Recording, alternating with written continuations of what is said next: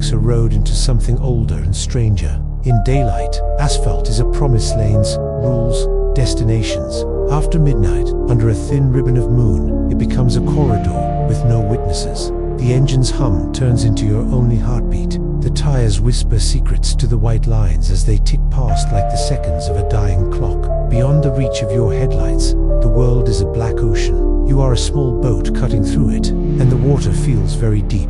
Windows up, radio low. You start noticing sounds you never hear at noon. The dry rattle in the vents, the faint rill of wind squeezing through imperfect seals, the pop of gravel when the shoulder narrows. Each sound asks a question your nerves hurry to answer. You glance at the rearview mirror and find your face floating there, pale, suspended in the dark, then look away too quickly, afraid the mirror might show something else. The dashboard clock blinks an indifferent time. 12:47, la 1:19, las 2:03, as the numbers change. So does the atmosphere, thickening until simple breathing feels like work.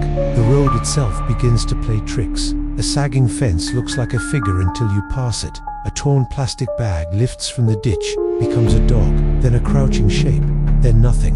Your brights wash over a sign whose letters shimmer and blur, as if the message is meant for someone behind you. When the countryside opens and the fields lie flat as a held breath, the horizon shows you a low pulse of light. Far ahead, maybe a town, maybe a farmhouse, maybe a pair of eyes. You press the accelerator without meaning to. What makes empty roads frightening isn't just isolation, it's invitation. Darkness leaves space for things to step forward. A woman standing too still at the shoulder. A car that will not pass. A hitchhiker who looks like a man until he doesn't.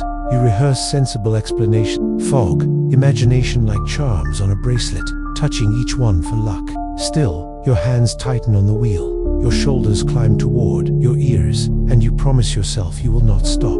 Not for a shape, not for a sound, not even for the flicker that looks. Just for a second, like a hand. The road holds memories the way tires hold heat. It remembers skid marks, sirens, the hush after metal stopped screaming. It remembers the nights no one reported. Out here, where exits are rare and the next mile looks identical to the last, you begin to understand the simple, predatory logic of the dark. Keep the traveler moving, keep the lights small, keep the silence heavy until the mind supplies its own companion. And once it does, you are no longer driving alone. Jake had always enjoyed the quiet of night drives. There was something comforting about the hum of the tires against asphalt, and the way the world seemed to fold into silence when most people were asleep. But this particular night felt different. The air was heavier, the fog thicker, curling low across the highway like restless spirits. His headlights carved weak tunnels through the mist, barely enough to keep the road visible. Everything beyond that narrow cone of light seemed to vanish into a black abyss. The further he drove, the more uneasy he became. His radio had cut out miles back, nothing but static, no matter how many times he turned the dial. The silence inside the car pressed against him, broken only by the steady thud of his heartbeat and the occasional rattle of loose change in the cue folder when the car hit a bump. The clock on his dashboard glowed 12:41 a.m., its pale green digits unblinking. He still had nearly an hour before home, and suddenly that felt like an eternity. Then he saw her dot. At first, Jake thought it was a trick of the fogger, pale shape blurred by distance and shadow. He leaned forward in his seat, squinting, trying to focus. As the car rolled closer, the shape grew sharper. It was a woman, standing alone by the roadside. Her dress was white, though stained at the hem, the fabric hanging limp as though it had soaked up the fog itself. Her head was bowed, long black hair spilling forward to cover her face. Jake's first instinct was concern. Maybe she had been in an accident. Maybe she was lost. Maybe she needed help. He slowed, tires crunching against the gravel shoulder, the fog swirling round the edges of his headlights.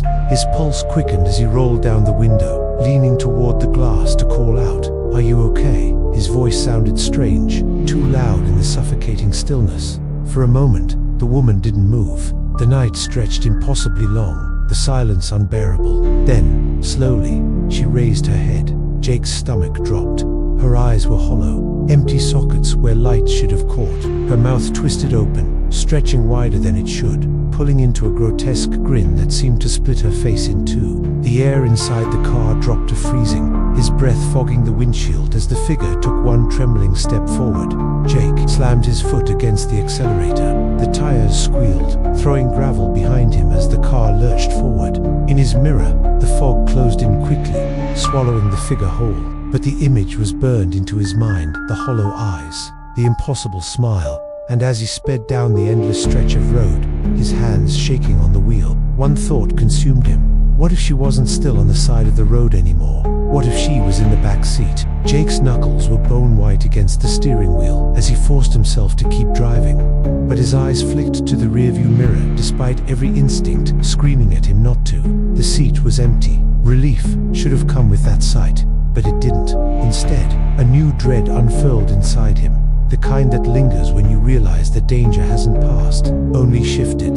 His mind kept replaying the image he had just seen, her dress hanging in tatters, her head lifting in unnatural slowness, the gaping grin stretching across a face that didn't look built for smiling. That mouth hadn't been human. It was too wide, too jagged, as though her skin had torn itself apart just to show him something she wanted him to see.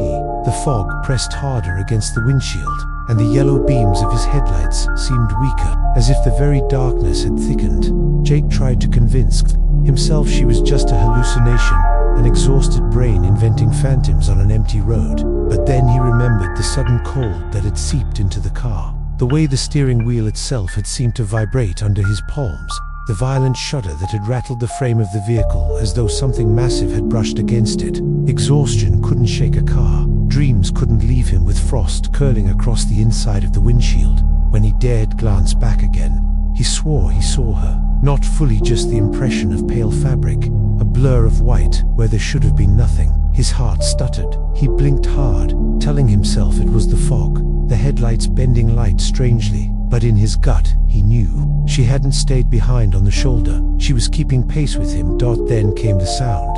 It was faint at first, a low thump against the back of the car, almost like gravel flicked up by the tires. Another thump followed, heavier this time, deliberate. Jake's blood iced over. Something was touching the vehicle.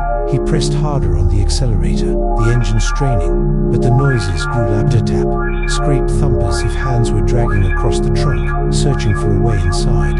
His throat tightened. Against his will, his eyes darted once more to the rearview mirror, and that was when he saw her clearly. She was no longer by the roadside, no longer a blur. She was perched on the trunk of his car, her white dress whipping in the night air, her hollow eyes fixed directly on his. That grotesque grin had not faded. It had widened, splitting her face open like a wound.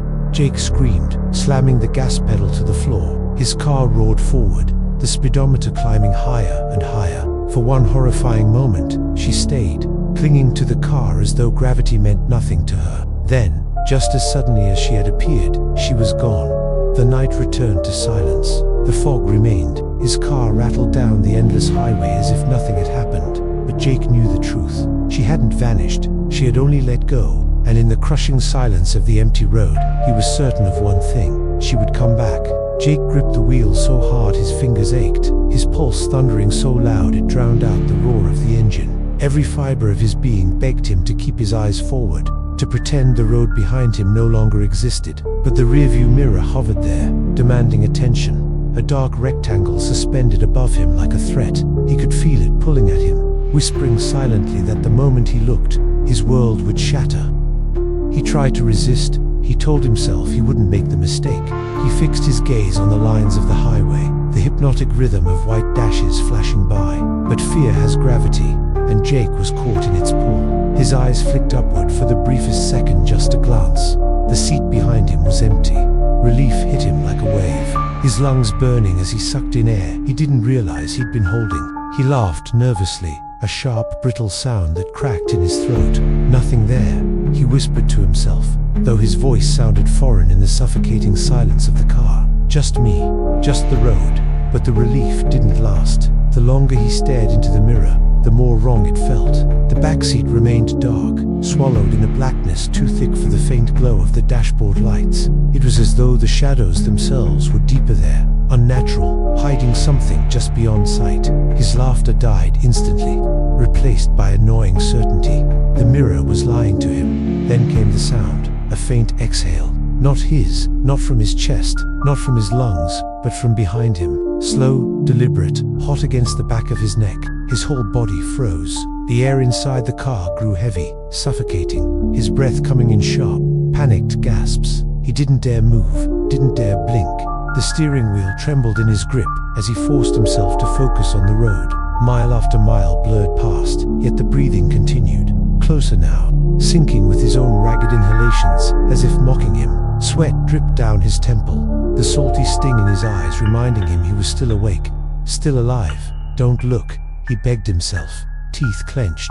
Don't look again. But fear is merciless. Against his will, his gaze slid back up to the mirror. This time the back seat was no longer empty. She was there, the woman in white. Her face was inches from his reflection, eyes hollow pits that seemed to bleed darkness. Her mouth stretched into that impossible, skin-splitting grin. For one horrifying moment, Jake locked eyes with her in the glass hand. She moved. Slowly, deliberately, she raised a pale, crooked finger and pressed it to her lips. Dot, she dot, Jake screamed, jerking the wheel, the car swerving violently across the lane. Tires screeched, the vehicle nearly spinning out before he slammed it back into control. His chest heaved, panic tearing through him. But when he dared look again, the back seat was empty. The mirror reflected only his own broken face, pale and trembling. Yet the silence was no longer silence. It was loaded, waiting, as though she hadn't vanished at all, as though she had simply chosen to hide where no mirror could betray her right behind him in the dark. Melissa had always liked night drives. There was a strange peace in being alone on the road. The stars scattered across the sky like watchful eyes, the hum of her old sedan steady and familiar. But on this night, the silence felt wrong. The road stretched endlessly through empty farmland. No houses, no gas stations, no signs of life, just 2 lanes of cracked asphalt, vanishing into black.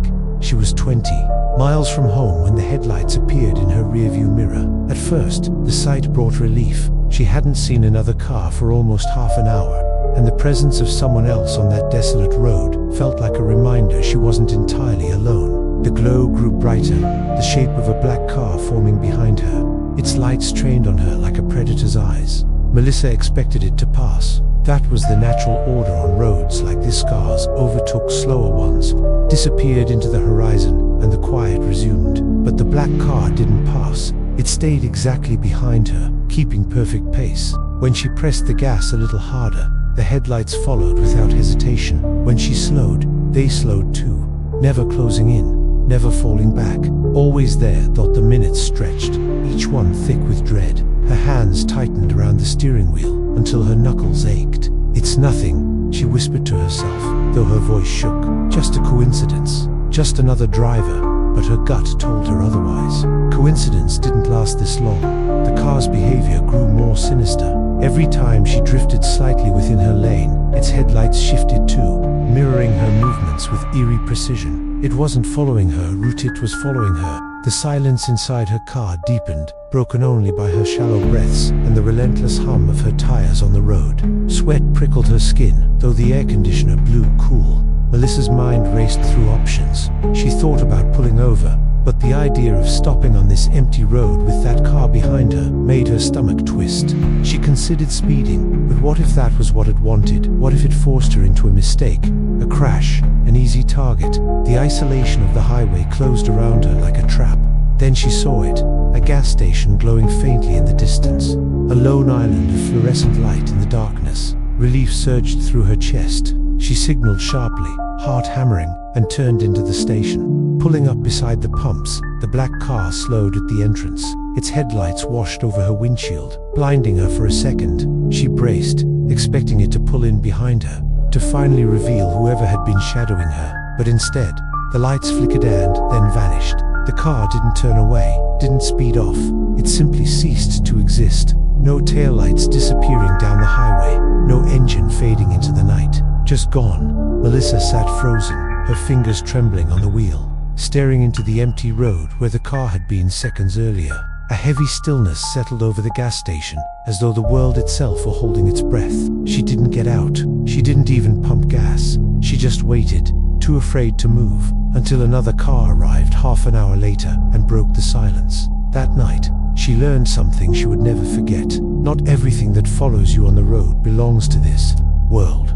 Melissa's pulse thundered in her ears as she sat there in the weak fluorescent glow of the gas station. The station itself looked almost abandoned, one flickering light overhead, the silent hum of an old soda machine, the cracked concrete stained with oil. Normally, such a place would have unsettled her, but now it felt like a fortress. Anything was safer than the stretch of black highway behind her. Still, she couldn't shake the memory of those headlights. They had burned into her eyes, unwavering, steady, unblinking. They hadn't just been following her, they had been studying her, testing her, waiting. For what? She didn't know. Her hands trembled as she reached for her phone, thinking to call someone, anyone. But when she unlocked it, the screen froze. The signal bar showed nothing but emptiness. She cursed under her breath, her thumb tapping desperately, but the device refused to obey. The gas station, for all its artificial light, was still cut off from the world. Her eyes lifted to the road again, empty.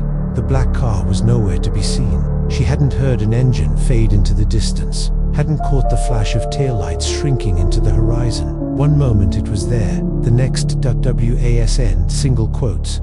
Melissa tried to reason with herself. Maybe it had turned off its headlights, slipped down a side road she hadn't noticed. Maybe fatigue had blurred her senses, but those explanations felt flimsy, paper-thin against the weight of what she had felt. The car hadn't left, it had disappeared. Minutes passed like hours. She stayed locked inside her car, hands clutching the steering wheel, every nerve screaming not to move. Her eyes darted to the mirrors again and again, half expecting those headlights to flare back to life behind her, pinning her in place. But the mirrors showed nothing except the endless black of the highway. Finally, another vehicle arrived, a rusted pickup, its driver yawning as he pulled up to the opposite pump. The ordinary sight of another human being broke the spell. Melissa forced herself to breathe, her chest heaving as the air returned to her lungs. She decided she couldn't stay any longer. She started the engine, the sound too loud in the silence, and pulled out of the station. But as she merged back onto the road, she kept glancing into the rearview mirror every few seconds, bracing for the glow of those headlights to reappear. They never did. By the time she reached her driveway, Melissa was shaking so badly she could barely fit the key into the lock. She collapsed into her bed, fully dressed, her eyes glued to the ceiling, waiting for sleep to come. But sleep didn't. Instead, her mind replayed the same thought over and over. That car hadn't been chasing her to catch her. It had been chasing her to see if she was worth keeping. And the worst part was not that it vanished. The worst part was knowing that things which vanish can return. Carlos had always hated driving home after the night shift. The long rural road seemed endless, a narrow ribbon of cracked asphalt cutting through forests that swallowed every sound. His co-workers joked about it, about how the trees looked like they were leaning closer the later it got, about how the road never seemed to lead anywhere. Carlos laughed along at the diner, but when he was alone behind the wheel at 2 a.m., the humor evaporated. The silence pressed in, the headlights stretched too thin, and the dark felt alive. It was on one of those nights that he saw the hitchhiker. At first, Carlos thought it was a deer caught in his headlights, a pale blur near the side of the road. But as the beams cut sharper through the night, he realized it was a man, tall, gaunt, a backpack hanging limply from one shoulder, his thumb extended in the universal gesture for help. Carlos slowed instinctively, his conscience battling his fear. It was late, the man looked stranded, and leaving someone out there in the cold felt cruel. Yet something in his gut twisted. Still, exhaustion and habit made him press the brakes. Gravel crunched as the car rolled to a stop beside the hitchhiker. Carlos leaned over and called through the half-open window, his voice tight. "You need a ride?" The man didn't answer right away. He just stood there, head bowed, so the hood of his jacket hid his face. Slowly, without a word, he climbed into the passenger seat. The door shut with a hollow thud that echoed too loud in the night. Carlos waited for him to settle, but the silence stretched unbearably long. The man didn't remove his hood, didn't buckle his seatbelt, didn't even look at him. The only sign of life was the faint sound of breathing, too slow, too heavy, filling the space with something oppressive. Carlos cleared his throat. "So, where are you headed?" "Nothing." The man remained still, the shadows clinging to his hooded face as though the light refused to touch it. Carlos's grip on the steering wheel tightened. Every instinct screamed at him to pull over, to tell the stranger to get out, but his voice betrayed him. The words wouldn't come. Instead, he pressed the gas, and the car rolled forward, the road unfolding endlessly ahead, the silence growing thicker with each mile. That was when the dread set in, not because the man was a stranger, not because he was silent, but because Carlos realized something terrifying. He had driven this road countless times. He knew its landmarks: the leaning oak, the crooked mile marker, the sharp curve by the broken fence. But tonight, none of those appeared. It was as if the road had stretched itself into something new, something endless, and the only constant was the hooded figure breathing steadily beside him. Carlos's chest tightened. He told himself he'd let the man out at the next turn, the next intersection, the next sign of civilization. But deep down, he feared the truth. There would be no next turn. The man wasn't a passenger. He was the reason the road had changed. The silence inside the car grew unbearable, so loud it felt heavier than sound. Carlos's pulse hammered in his ears as he gripped the steering wheel, glancing sideways at the hooded hitchhiker. The man hadn't spoken a word, hadn't moved, hadn't even adjusted his posture since climbing into the car. He simply sat there, head tilted slightly downward, as though watching the empty space between his knees. Carlos's throat was dry. "So, you live around here?" he asked, forcing a weak laugh that cracked in the middle. "Nothing." The man didn't respond. He didn't nod, didn't shrug, didn't acknowledge him at all. The air conditioner hummed, blowing cool air that did nothing to ease the sweat prickling at the back of Carlos's neck. Minutes crawled by, though they felt like hours. The road stretched endlessly, lined with trees that looked taller and denser than he remembered. Something about the forest seemed wrong, like it had shifted closer, pressing in on either side of the car, swallowing the world outside his headlights. Carlos tried to focus on the lines painted on the asphalt, but his peripheral vision kept tugging him back toward the passenger seat. Finally, with a shaky breath, he forced himself to look. The seat was empty. Carlos's heart seized in his chest. He blinked hard, his breath catching, sure his eyes were playing tricks on him. He had watched the man get in. He had heard the door shut. He had felt the shift of weight as the stranger settled into the car. And yet the passenger seat was bare belt unbuckled, cushioned smooth. No sign that anyone had been there at all. For one disorienting moment, Carlos almost convinced himself he had imagined it. Maybe he had dozed off behind the wheel, dreamt the whole encounter, and jolted awake without realizing. But then the smell hit him. It was faint at first, damp earth, like soil after a fresh rain. Then it grew sharper, heavier, filling the car with the stench of rotting leaves, of something wet and old dragged out from under the ground. His stomach turned. He gagged, one hand instinctively going to his mouth. The sound came next, a low rasp of breathing, not his own, slower, deeper, drawn out in deliberate rhythm. His body froze. The noise wasn't coming from the empty passenger seat. It was coming from behind him. Every instinct screamed at him to look in the rearview mirror, but terror rooted him in place, the steering wheel trembling under his shaking hands. He didn't want to see what was sitting in his back seat. He didn't want to confirm the shape he already felt lurking there, its hollow presence pressing against his spine like a hand reaching forward. Still, his eyes betrayed him. Against his will, they flicked upward toward the mirror. There he was, the hitchhiker, no longer hooded, no longer faceless, in shadow. His grin was wide, too wide, stretching inhumanly across his pale face, and his eyes' empty sockets, black and endless, locked onto Carlos's reflection with a hunger that froze the scream in his throat. The passenger hadn't vanished, he had only moved. Carlos's breath caught in his throat, frozen in that instant when his eyes locked on the rearview mirror. What he saw wasn't just wrong, it was impossible. The hitchhiker sat in the back seat, impossibly close, his face leaning forward between the two front seats. The hood that once hid his features had slipped away, and what lay beneath was worse than anything Carlos's mind could have imagined.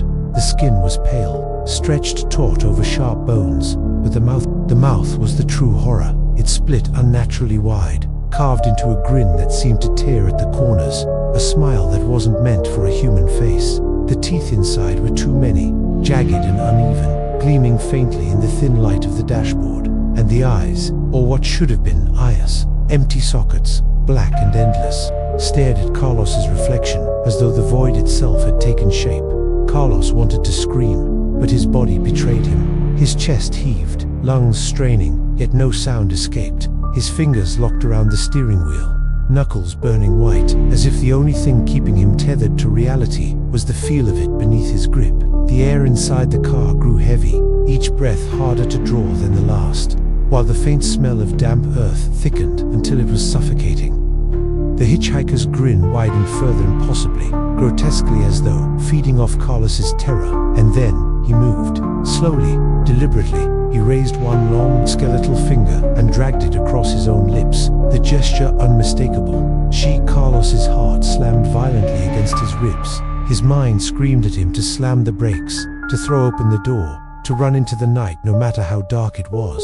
But his body refused to obey. It was as if the grin itself had paralyzed him, locking him in place with a power beyond reason. The mirror flickered. For a split second, the back seat was empty again. Carlos blinked hard, desperate to believe it had been an illusion. But when his eyes opened, the hitchhiker was there again, closer this time, his reflection leaning forward until his grotesque smile nearly brushed Carlos's ear. Carlos could feel it, now, the cold breath against his neck, the vibration of a low chuckle rumbling in the space behind him. The sound crawled across his skin, seeping into his bones. And still, the figure said nothing, just grinned. Something inside Carlos broke. With a strangled cry, he yanked the wheel hard to the side, the car swerving violently. Tires screamed against the asphalt, the vehicle fishtailing dangerously before slamming to a stop in the middle of the empty road. His chest burned as he finally drew in a ragged scream, flinging himself against the door handle. Desperate to escape, he stumbled out into the cold night air, falling to his knees on the cracked asphalt. His breaths came in jagged sobs as he turned back to look at the car. The back seat was empty. Only silence filled the road, stretching out into the endless dark. No footsteps, no figure, no sound except the whisper of wind through the trees. But Carlos knew better. He could still feel it, the weight of those hollow eyes. The echo of that grin burned into his reflection. He hadn't escaped, he had only been released. And in the pit of his stomach, he understood the truth. The hitchhiker hadn't needed a ride, he had needed a host. Empty roads are not truly empty. They carry memory the way old houses carry drafts unseen, unspoken, but always there. Every crash, every scream, every lonely walk into the night is absorbed by the asphalt, pressed into its cracks and painted lines until the road itself begins to remember. And those memories don't stay buried. They linger, waiting for travelers like Jake, Melissa, and Carlos to pass through. Jake's encounter with the woman in white was not the first. That stretch of highway had whispered her name for decades, though no one alive remembered who she was. Drivers swore they saw her, always in the fog, always lifting her head at the last second to reveal the hollow truth of her face. Some swerved into ditches, others abandoned their cars altogether. The road remembered each of them. It kept her alive in the darkness, feeding her from every terrified glance into a rearview mirror. Melissa's black car was older than her, older than her parents, older than the station she clung to like a beacon. On nights when the stars shone too bright and the road seemed too long, the headlights appeared, never passing, never falling back, just a steady reminder that the road wasn't hers alone. The car was a pursuer made of absence of every vanished traveler whose story was never told. She had escaped by chance, but the road remembered, and it would send that black car again for someone else. And Carlos the hitchhiker was not a man at all, but a memory given shape.